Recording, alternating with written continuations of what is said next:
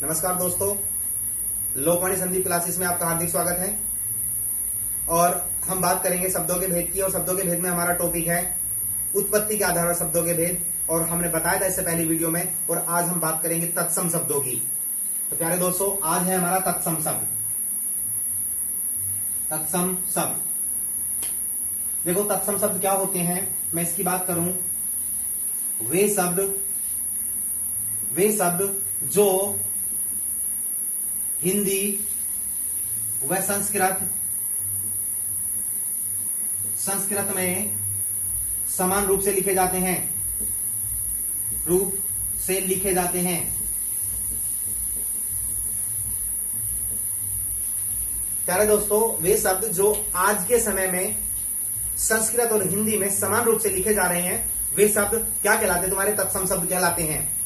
और वे शब्द जिनका डेवलप संस्कृत से आज हिंदी में हो रहा है, वे शब्द तद्भव कहलाते हैं। तो आज हम इस वीडियो में बात करेंगे कि तत्सम शब्दों की पहचान कैसे करेंगे। तो प्यारे दोस्तों, इसकी कुछ पहचान है, मैं वो आपको बता रहा हूं। पहली पहचान, फर्स्ट देखो, अर्ध व्यंजन।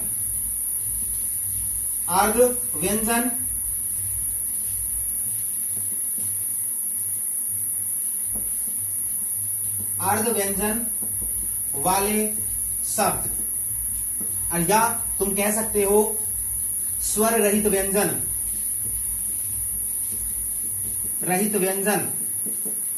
या शुद्ध व्यंजन।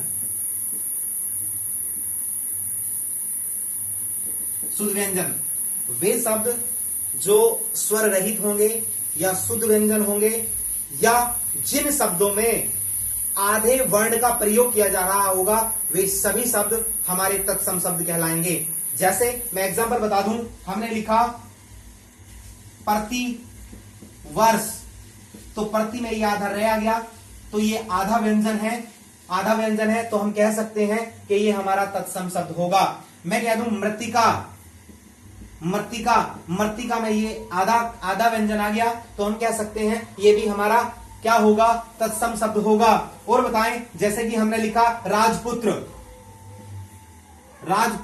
ये राजपुत्र में तय और रे आधा आ गया, तो इसमें भी क्या हो जाएगा? तुम्हारा तत्सम शब्द होंगे। जिन शब्दों, जितने भी संसार में शब्द हैं, लगभग 99% जिनमें अर्ध व्यंजन यूज होगा, वो हमारे तत्सम शब्द होंगे। मैं प्यारे दोस्तों, मैं दूसरी पहचान बता रहा हूं। दूसरी पहचान क्या होगी? संयुक्त व्यंजन वाले शब्द। संयुक्त व्यंजन कौन कौन से होते हैं? एक क्षत्रिय, त्रय, ज्ञानी और ये स्त्री वाला।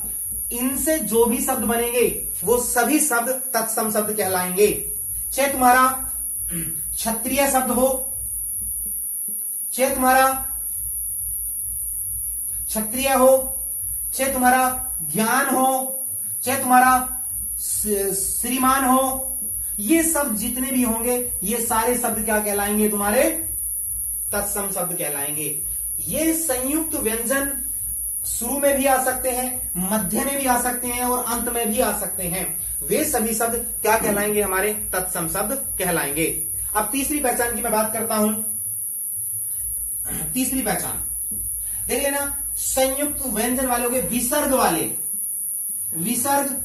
विसर्ग वाले सभी शब्द क्या कहलाएंगे? तुम्हारे तत्सम शब्द कहलाएंगे। जैसे अतः है, तो इसमें हमने क्या लगा दिया? विसर्ग लगा दिया।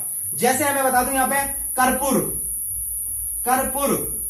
कर्पूर है, ये भी हमारा क्या हुआ? विसर्ग हो गया। मैंने लिखा पुनः, ये भी क्या हो गया? हमारा विसर्ग हो गया। विसर्ग वाले जितने भी शब्द होंगे, वे भी सब हमारे तत्सम शब्द होंगे।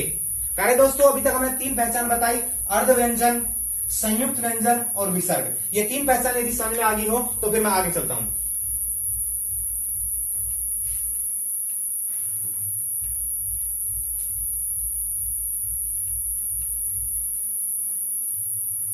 नेक्स्ट, इसके नंबर की चौथी पहचान क्या होगी तत्सम शब्दों की? अनुस्वार या अनुस्वर वाले सभी शब्द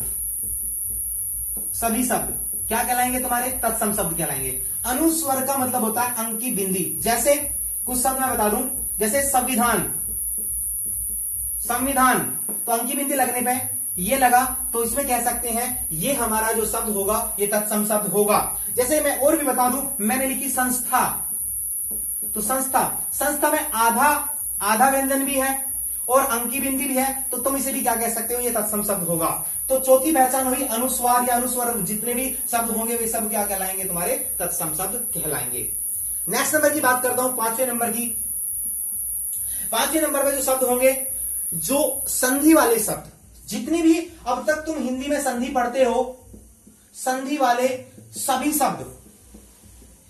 शब्द जो होंगे वे तुम्हारे तत्सम शब्द होंगे। जैसे मैं बता दूं, चाहे वो हिमालय हो, चाहे वो भावार्थ हो, चाहे वो नरेंद्र हो, जितने भी शब्द होंगे संधि वाले, जितने भी शब्द होंगे, अब तक तुमने जितने भी हिंदी में संधि वाले शब्द पढ़े वे सभी शब्द तत्सम होंगे। ये हमारे पांचवी पहचान थी। प्यारे दोस्तों, फिर एक बार मैं रिवाइज करा देता हूं। पहली पहचान हमने क्या बताया? अर्ध व्यंजन। दूसरी पहचान हमने क्या बताई? कि जिनमें संयुक्त व्यंजन यूज होता है। तीसरी पहचान हमने क्या बताई? कि विसर्ग चिन्ह वाले। और चौथी पहचान क्या बताई? अनुस्वार या अनुस्वर वाले। और पांचवी पहचान क्या बताई? कि जितने भी संधि वाले शब्द हैं वे सभी शब्द हमारे तत्सम होंगे। प्यारे बच्चों, आई होप तुम्हें समझ में आ रहा होगा। मैं आगे बात करता हूं, इसकी छठी पहचान क्या होगी? प्यारे दोस्तों, जो संधि वाले शब्द में आ गया, अब समास वाले वे शब्द, छठी पहचान समझ लेना, समास वाले वे शब्द जिनमें एक शब्द संस्कृत का हो,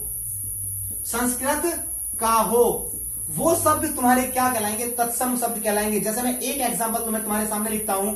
एग्जांपल जैसे मैंने लिखा राजपुत्र, तो इसमें क्या होगा? राजा का पुत्र। तो ये पुत्र जो शब्द है ये संस्कृत का शब्द है, तो हम कह सकते हैं कि जो राजपुत्र शब्द है वो अपने आप में तत्सम शब्द है, क्योंकि ये समास का शब्द है, राजा का पुत्र। तो तुम्हें ये समझ में आ गया होगा कि इसमें जो एक शब्द यूज हो रहा है वो संस्कृत का है, इसीलिए समास के वे सभी शब्द जिसमें एक क्या होगा? संस्कृत का होगा, वे किस में जाएंगे? तत्सम शब्दों में जाएंगे। ये इसकी पहचान। नेक्स्ट नंबर की सातवीं पहचान मैं बताता हूं इसकी। देखो, समास वाले हो गए, उसके बाद मैं बताता हूं संस्कृत के उपसर्ग वाले। संस्कृत के उपसर्ग वाले शब्द, जितने भी उपसर्ग वाले शब्द होंगे वे सभी शब्द तत्सम होंगे। प्यारे दोस्तों, मैं तुम्हें बता दूं, संस्कृत के 22 उपसर्ग हैं। जब हमारी उपसर्ग की क्लास आएगी तो तुम्हें सभी उपसर्ग याद हो जाएंगे, और ये 22 उपसर्ग से जितने भी शब्द बनेंगे वो सभी शब्द तत्सम होंगे। जैसे मैं कुछ एग्जांपल बता दूं, प्रति जो है एक संस्कृत का उपसर्ग है, इसमें तुम कुछ भी शब्द जोड़ दो, प्रतिदिन, प्रति एक, प्रतिवर्ष, वे सभी शब्द किस में जाएंगे? तत्सम में जाएंगे। और नेक्स्ट नंबर की बात करता हूं, जैसे मैं आ भी एक हमारा संस्कृत का उपसर्ग है, और इसमें आ जन्म, आ मरण, इसमें जो भी शब्द जोड़ देंगे वो हमारे शब्द किसमें जाएंगे? तत्सम में जाएंगे। और प्यारे दोस्तों, मैं बता दूं, एक होता है दुस भी हमारा क्या है? संस्कृत का एक उपसर्ग है। तो दुष्परिणाम, दुस्साहस, ऐसे शब्द जो होंगे वे भी हमारे तत्सम में जाएंगे। तो मैंने बताया कि ये जितने भी संस्कृत के 22 उपसर्ग हैं, इनसे जो भी शब्द बनेंगे वो सभी क्या कहलाएंगे? तुम्हारे तत्सम कहलाएंगे।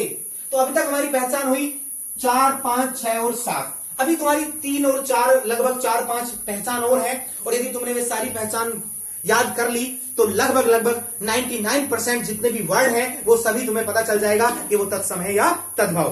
प्यारे दोस्तों, यदि यहां तक समझ में आया हो तो मैं आगे चलता हूं।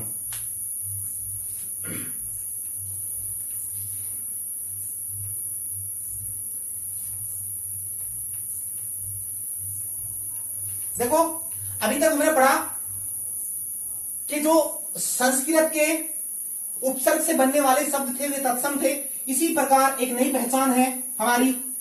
उसके बाद पहचान कौन से नंबर की होगी? वे लगभग 8 नंबर की पहचान होगी कि संस्कृत के, प्यारे दोस्तों, संस्कृत के प्रत्यय से बनने वाले शब्द, अर्थात जैसे मैंने बताया कि जो शब्दों के अंत में आते हैं वे प्रत्यय कहलाते हैं। तो जो जैसे कि एक प्रत्यय हमारा पठनीय है, पठनीय से पहले शब्द जोड़ दिया जाए और एक शब्द बनेगा, वो शब्द क्या कहलाएगा तुम्हारा? तत्सम कहलाएगा। और मैं बात करूं, जैसे कि प्रत्यय की बात करूं, गत्वा, ये भी एक संस्कृत का हमारा प्रत्यय है। और मैं बात करूं तुम्हारा पठनीय होगा, गत्वा हो गया पूजनीय, पूजनीय, ये भी एक हमारा संस्कृत का प्रत्यय है। इससे जो भी शब्द बनेंगे वे सब तत्सम शब्द कहलाएंगे। और मैं नौवीं पहचान की बात करता हूं, संस्कृत की क्रिया से बनने वाले शब्द, संस्कृत की क्रिया से बनने वाले शब्द, बनने वाले शब्द अर्थात जो संस्कृत की क्रिया है, क्रिया को संस्कृत में बोलते हैं धातु। जो भी धातु से बनेंगे शब्द, वे शब्द क्या कहलाएंगे? तुम्हारे तत्सम कहलाएंगे। जैसे मैं बता दूं, एक पठ धातु है, एक गम धातु है, एक पूज्य धातु है, गम पठ धातु, पूज्य धातु और तुम्हारी पूज्य धातु, ये सब क्या है? हमारी धातु है, क्रियाएं हैं। इन क्रिया और भी क्रियाएं हैं, जो भी संस्कृत की क्रियाओं से जो भी शब्द बनेंगे वे सब किस में जाएंगे?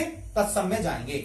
मैं बात करता हूं, संस्कृत की क्रिया हुई, प्रत्यय हुआ, और नेक्स्ट पहचान 10वीं पहचान की बात करता हूं। आइयो, तुम्हें समझ में आ रहा होगा, तो आगे मैं पहचान की बात करता हूं। कलिष्ठ शब्द, कलिष्ठ, कलिष्ठ या कठोर वर्तनी वाले शब्द, कठोर वर्तनी, वर्तनी वाले शब्द अर्थात जिनका लिखने में प्रॉब्लम होती हो, अर्थात जिन्हें लिखने में परेशानी का सामना करना पड़ता हो, या जिन्हें लिखते समय हमें सही से ज्ञात ना हो कि ये सही लिखा है या गलत, ऐसे शब्द भी हमारे तत्सम शब्द कहलाते हैं। जैसे सु, श्रु, सा, ये एक हमारा शब्द कलिष्ठ शब्द है। अंत्याक्षरी, अंत्याक्षरी, ये भी हमारा कलिष्ठ शब्द है। आशीर्वाद, आशीर्वाद, ये भी हमारा कलिष्ठ शब्द है। उज्जवल, ये भी हमारा कलिष्ठ शब्द है। अर्थात जिन्हें बोलने में, लिखने में हमें कठिनाई महसूस होती है, वे सभी शब्द तत्सम शब्द कहलाते हैं। आगे चलता हूं, नेक्स्ट नंबर की बात करता हूं। अभी तक हमारी 10 पहचान हुई, अब मैं बात करता हूं 11वीं पहचान की।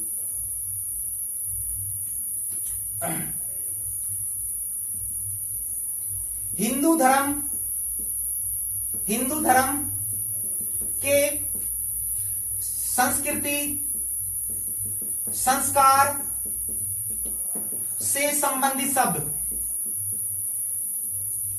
संबंधित शब्द, वे भी जो शब्द होंगे वे भी क्या कहलाएंगे? तुम्हारे तत्सम शब्द कहलाएंगे। जैसे मैं एग्जांपल की बात करता हूं, जैसे ब्राह्मण, ब्राह्मण, ब्राह्मण, क्षत्रिय, वैश्य, शूद्र, ये शब्द जो हैं एक संस्कृति से रिलेटेड है हिंदू धर्म की, तो ये शब्द हमारे क्या कहलाएंगे? तत्सम शब्द कहलाएंगे। नेक्स्ट नंबर की बात करता हूं, 12वीं पहचान। हिंदू धर्म के काव्य, ग्रंथ, ग्रंथ आदि में प्रयुक्त होने वाले शब्द, होने वाले शब्द, वे भी क्या कहलाएंगे? तुम्हारे तत्सम शब्द कहलाएंगे।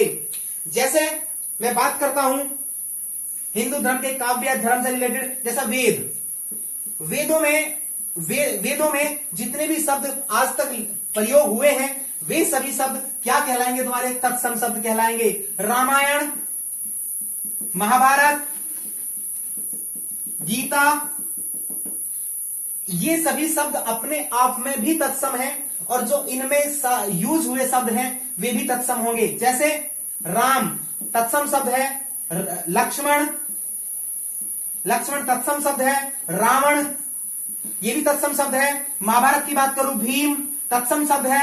गीता में भी जितने शब्द लिखे गए हैं वे भी सब तत्सम शब्द होंगे। तो प्यारे दोस्तों, अभी तक हमने पहचान बताई, 12 पहचान बताई, और लगभग इन्हीं 12 पहचान से जितने भी हमारे आज तक के शब्द हैं उन सभी शब्दों की पहचान हो जाएगी कि ये तत्सम है या तद्भव। लगभग 98% वर्डों की पहचान यहीं से हो जाएगी, और आई होप तुम्हें समझ में आया होगा, और मैं आशा करता हूं कि इन्हीं पहचान से जो तुम्हारे एग्जाम में क्वेश्चन आएगा वो 101% हो जाएगा। ये तुम्हें याद रखनी होगी। मैं एक बार रिवाइज करा देता हूं। सबसे पहले हमने बताया पहला नियम क्या था, अर्ध व्यंजन, जिनमें आधा व्यंजन यूज होता है वे सभी शब्द किस में जाएंगे, तत्सम में जाएंगे। दूसरी पहचान हमने बताई संयुक्त व्यंजन। तीसरी पहचान बताई हमने कि जो शब्द विसर्ग वाले होंगे, विसर्ग समझ, जो अंत में क्या लगे, दो पॉइंट लगते हैं, विसर्ग क्या आते हैं, वे सभी शब्द किसमें जाएंगे, तत्सम में जाएंगे। नेक्स्ट नंबर की बात करूं तो अनुस्वार वाले होंगे। उसके बाद हमने बताया कि जो संधि वाले जितने भी शब्द होंगे, अब तक हिंदी में जितनी भी संधि पढ़ी उसमें जितने भी शब्द यूज होते थे वे सभी शब्द किसमें जाएंगे, तत्सम में जाएंगे। उसके बाद संस्कृत की क्रिया के, संस्कृत के प्रत्यय के, संस्कृत की उपसर्ग के, ये सभी शब्द किसमें जाएंगे, तत्सम में जाएंगे। और एक बताया समास वाले वे शब्द जिनमें एक शब्द संस्कृत का होगा वे शब्द किसमें जाएंगे, तत्सम में जाएंगे। उसके बाद हमने बताया नेक्स्ट नंबर की बात करें, कलिष्ठ शब्द। कलिष्ठ बोले तो कठोर, जिन्हें लिखने में, जिन्हें पढ़ने में, जिन्हें बोलने में हमें परेशानी का सामना करना पड़ता है, वे शब्द तत्सम होंगे। उसके बाद हमने बताया कि हिंदू धर्म या हिंदू कल्चर से रिलेटेड जितने भी शब्द होते हैं वे सभी क्या होते हैं, तत्सम होते हैं। उसके बाद हिंदू धर्म के काव्य ग्रंथों में जितने भी शब्दों का वर्णन किया गया है वो भी शब्द क्या होते हैं, तत्सम होते हैं। तो आई होप, मैं आशा करता हूं तुम्हें समझ में आया होगा। यदि समझ में आया हो तो हमारे चैनल को सब्सक्राइब करो, लाइक करो और शेयर भी करो, जिससे कि हम अपनी क्लास को तुमसे लाइव पढ़ा सकें और तुमसे रूबरू हो सकें। धन्यवाद।